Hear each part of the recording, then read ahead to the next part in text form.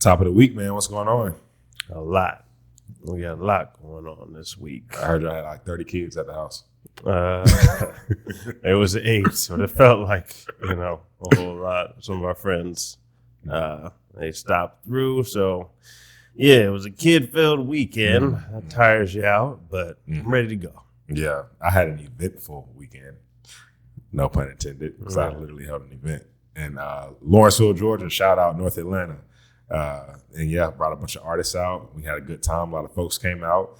And again, man, I think, I was able to kind of create a platform for not only other artists, but if I so choose to release my own music on there, it's an opportunity. So I'm hoping to keep growing this thing so I can encourage other artists to do the same thing.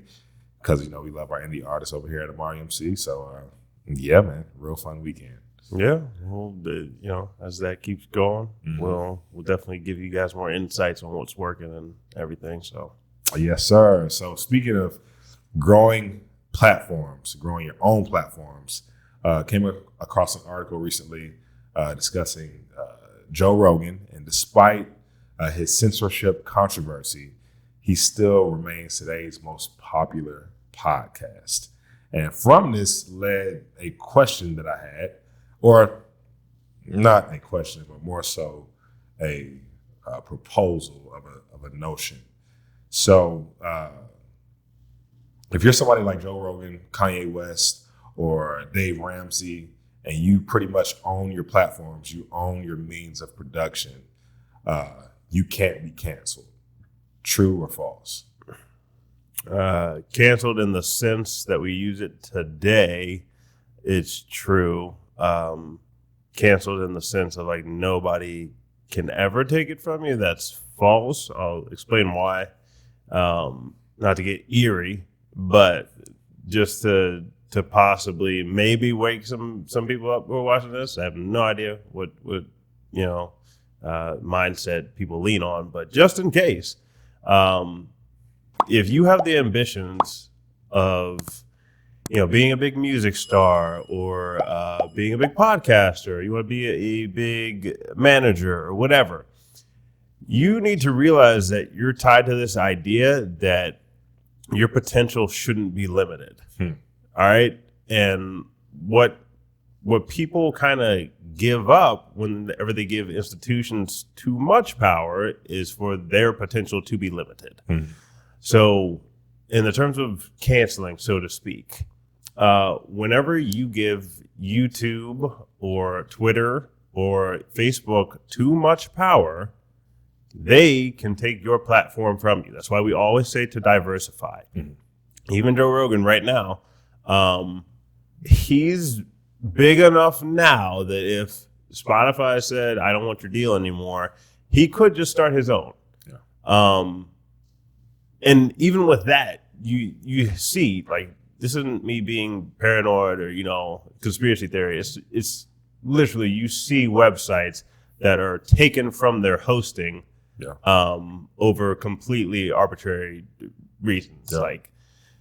So Joe Rogan could sign up with a host that says, listen, like, you can say what you want. We're not going to pull you and sign to those terms and give those people a business. But he would be okay. If he decided, or if they decided that they want to pull him off everything, and he started his own website, and it's not based off Spotify or YouTube, like, he'd be okay. People will still watch him. Enough people would still watch him, especially because he's been talking about what he's been talking about, which is like, freedom of speech. Like, I should be able to say what I want within, he's not making a threat to anybody, a direct threat, not I think this is a threat. He's not making a direct threat. So under the United States, he should be able to say what he wants. Now, that doesn't mean that the companies can't also say what they want and pull his content if they want to. But what they have to watch is their consistency. Are they being consistent with the standards that they say they hold? And 99.9% of the time, this is no. This answer. 100%. So if you want to have a situation where nobody can cancel you, so to speak, you need to diversify, like we talk about.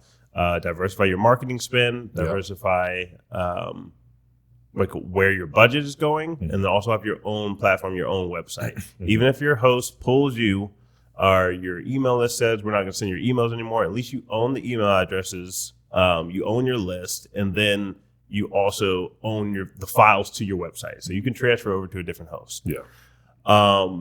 In terms of the more eerie side of, hey, what if your government is like restricting access to the internet? Like what happened in Cuba? Was that a few weeks ago? Yeah. There's, that's more of a where are people going to stand their ground sort of subject of if you have an oppressive government. I don't advocate for violence. I'm just saying at a certain point, people have their breaking point. And you can look all throughout history. It just turns into very ugly stuff that doesn't have to happen if there's supposed to be checks and balances. The people are supposed to keep the government in balance. It's not supposed to be that they just tell you everything to do. So I don't want people to get comfortable just with the idea of the government telling you everything to do, and you don't even question what they're telling you. Like, use your critical thinking skills to look through and say, like, all right, if this wasn't pushed to me so much on the internet or on TV, would I even believe this? Or like, would I have good questions about it if people weren't trying to bully me into believing something? Like, where's your individual integrity? So I want to chime in on that real quick because good point you mentioned earlier, I think offline, was that people like being told what to think nowadays. It's not even just that they don't think for themselves. They like being fed mentally and being told what to think. So I think a lot of society has been conditioned that way because even in school, they didn't really teach us how to think. What do you advise or recommend to somebody who should be more prone to kind of break out of that shell of being told or being spoon-fed their knowledge and thoughts, in contrast to just going to get the information for themselves and learning how to critically think through that stuff? Like, how do people do that themselves? Yeah, good question. Go look at somebody's views who differs from you and see if it stands up to that test. So a lot of times whenever people have an emotional belief, they go into an echo chamber where they don't listen to anybody else's views who would oppose them. Because if they did, then they would have to change if the opposing view actually made more sense. And change is very uncomfortable. That's right. Yeah. So if you, like, let's say Joe Rogan, for instance, has differing views on his podcast. We talk about Joe Rogan because he's a popular podcast host. Right. I don't agree with everything Joe Rogan says. Right. Like, I'm free to disagree with him. Whenever you examine your ideals, you're either going to get them stronger or you're going to recognize that, hey, there was something wrong with my ideals. So the worst thing that's going to happen is you're going to get closer to the truth.